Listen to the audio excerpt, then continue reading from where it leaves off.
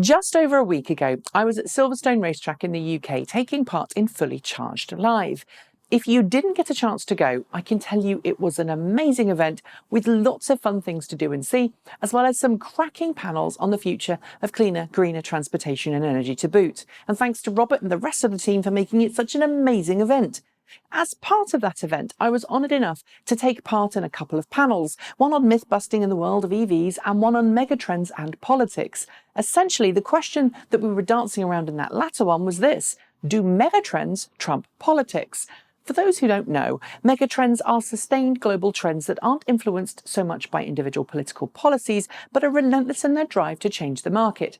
A good example of a megatrend is the transition to affordable computers in the early 1980s and the mass adoption of the internet in the late 1990s and early noughties. Mobile telephones are, of course, another megatrend, and in a world where environmental concern and global warming are rearing their ugly heads, many agree that electric cars, car-sharing schemes and autonomous vehicles are all burgeoning megatrends, as well as renewable energy, of course, that will inevitably make the world a better place to live for everyone. If you watched the panel live that I'm talking about, you'll know that one question which came up revolved around the current President of the United States of America, essentially asking if the current US White House and its policies as they stand, both domestic and international, could prevent or halt the transition to cleaner, greener, safer and smarter transportation and energy completely. And if you understand what a megatrend is, then you know it doesn't need politics to survive. But I've been giving it some serious thought since then, and while politics may not prevent a megatrend from taking place, they can and do slow things down, putting the inevitable back rather than stopping it completely.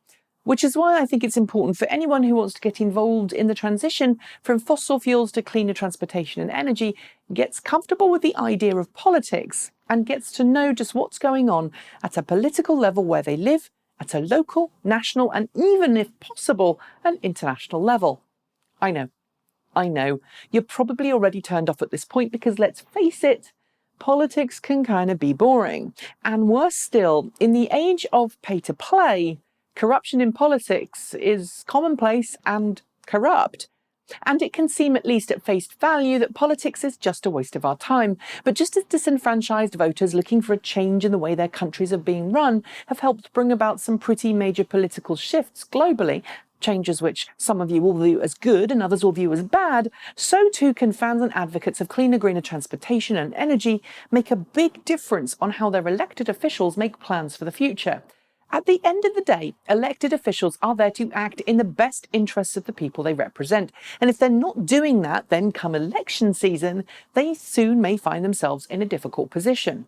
And regardless of where you sit on the political spectrum, be it left, right, centre, or somewhere in between, making your voice heard on the issues you feel strongly about does help impact the future.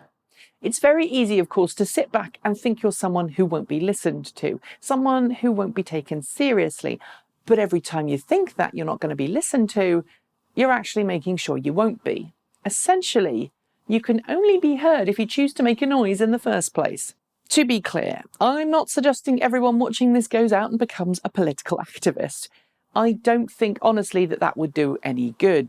And also, political activism does tend to be militant, and if you're too militant, then you're also hard to take seriously or listen to. Instead, get familiar with the issues at hand. Learn the arguments for and against electric cars and cleaner energy. Engage with those who disagree using intellect rather than yelling at them, and strive for common ground and mutual understanding. Make the process of making the right choice easy for those in positions of power. Sure, getting involved in politics is daunting and very often doesn't reap rewards, but playing an active part in your local political landscape, be it simply voting, writing letters, or actually standing for office, you can make a difference. Individually, one person can't make an impact, but if everyone who feels the same way makes a concerted effort, that's when we start to change.